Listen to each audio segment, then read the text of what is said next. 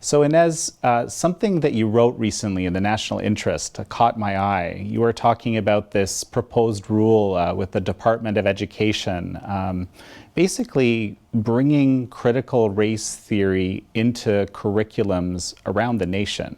They are proposing a grant program that encourages schools around the country with money, financial incentive, to adopt what they're calling critical race theory and anti-racism.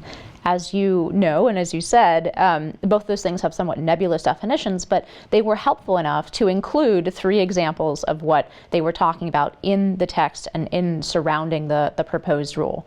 The first thing that they included was the work of Ibram Kendi, and he is an academic who wrote, for example, Stamped from the Beginning, which is a book laying out his views that America was stamped by racism from the beginning, and not just in the obvious ways, the obvious historical ways, but that every system in the United States, everything that, my parents who are immigrants came to this country who cherish, right, about this country, the Constitution, the ideals embodied in the Declaration of Independence, these are all just cover and in fact are themselves systemically racist. And just to give you an idea of how radical his scholarship is, one of the things he's proposed is to create a department of quote-unquote anti-racism in the federal government.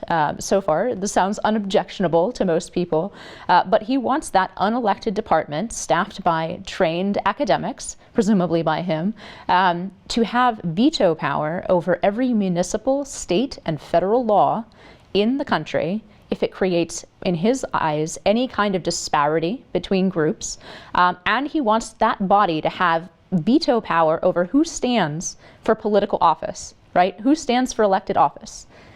That's incredibly radical, incredibly contradictory with the American system, but yet the Department of Education is citing this guy as an example of what they want to encourage schools around the country to teach, young Americans who then grow up to be voters in this republic. What you describe, sounds probably to many people, including me, like a kind of an authoritarian position. Oh, I mean, a little bit tongue-in-cheek, but I call it woke Stalinism. That really is, his position is that a group of unelected academics should have complete veto power over all laws in the United States, and kind of similar to how it works with the mullahs in Iran, to basically select the slate of candidates. The people may vote, but only on the candidates or among the candidates selected by people who think like Ibram Kendi. And he's very open about the fact that past discrimination, in his view, justifies current discrimination, i.e. That we need, in order to undo the discrimination of the past, we need to actively discriminate in favor of marginalized groups today. So he is incredibly radical, and yet this is literally the U.S. government, according to this proposed rule, if this actually becomes a regulation issued by the Biden administration, they'll be giving grants. The federal government of the United States will be giving grants to public schools around the country to teach Kendi. And I think this is incredibly pernicious, especially for a multi-ethnic republic like the United States, where we do have citizens of all different backgrounds. So e pluribus unum is more than a funny phrase for us, right? Out of many, one. It's a challenge and a necessary, one that we necessarily must meet to remain a whole country with citizens who recognize each other as fellow citizens. So I find this whole thing to be dangerous and pernicious, and definitely not something that the federal government should be going out of its way to encourage.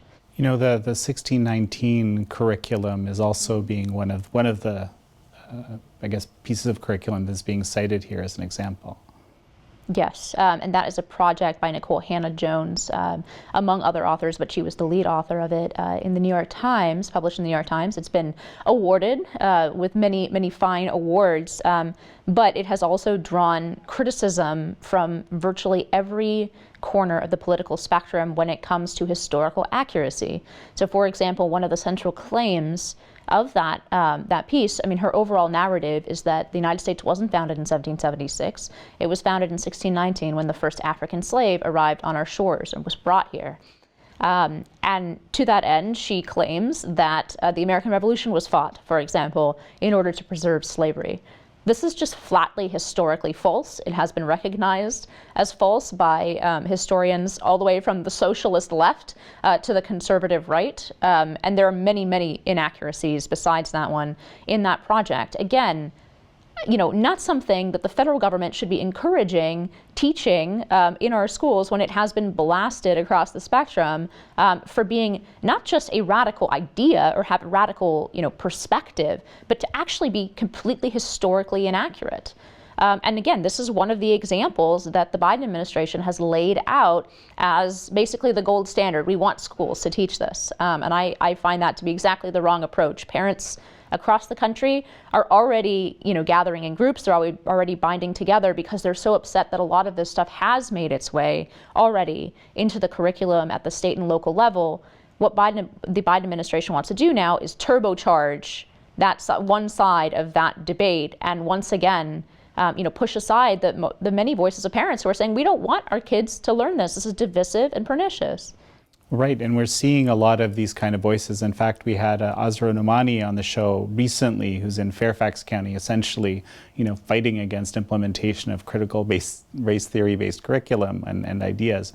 But so the federal government doesn't set curriculum, though. I mean, this is done in the states. So how is this going to be adopted, or how does that work? You talked about a kind of carrot and stick approach. Yeah, I think a lot of people will be familiar with two things. The Common Core debates, right, that were, I would say, reached a fever pitch around 2010, 2011, 2012 in this country, which was an attempt by the federal government it started out in the states, but then the federal government got involved, the Obama administration got involved, and essentially implemented, as you say, a series of carrots and sticks. If you adopt this kind of curriculum, we'll give you some nice grants. If you don't, you might be under the threat of investigation. So, for example, another thing that has been adopted in this way is something called restorative justice, to a mode of discipline in schools that seeks to reconcile students with one another, or students and teachers with one another. It comes from the criminal justice system. I'm not saying that it has absolutely no merit whatsoever, but in schools, unfortunately, it has prevented referrals to law enforcement for things like real threats, bringing bullets to school, right? And unfortunately, it's coincided with a large increase in essentially what I should frankly call crime, because that's what it is, violent crime in schools. But in any case, it was implemented in exactly this way, right? On the one hand, there are grants for you to implement restorative justice practices.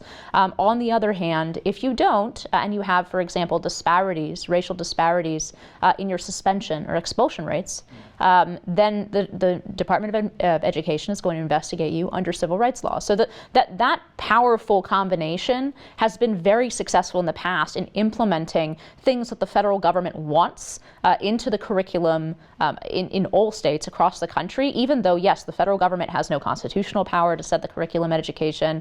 Even the Department of Education's enabling statutes forbid it from meddling in curriculum, and there are actually multiple laws by Congress reaffirming that the Department of Education does not have the power to set curriculum. Nevertheless, they have been meddling. They have been meddling in this for decades, and this is the new thing in which they're meddling. Hey, thanks for watching American Thought Leaders. As you're probably well aware, big tech has been censoring a lot of content on its platforms, including some American Thought Leaders episodes, including some other Epoch Times content. Now, to deal with this, we've actually launched a new video platform, Epoch TV. Epoch TV is our premium platform for digital video content. It's got American Thought Leaders, it's got Facts Matter with Roman Balmakov, The Larry Elder Show, Crossroads with Joshua Phillip, and frankly, this is our contribution, if you will, to the uncensored media landscape, which is something we really, really need in this country and around the world, frankly. To subscribe, epochtv.com/ATL. Go to epochtv.com/ATL or hit the link below.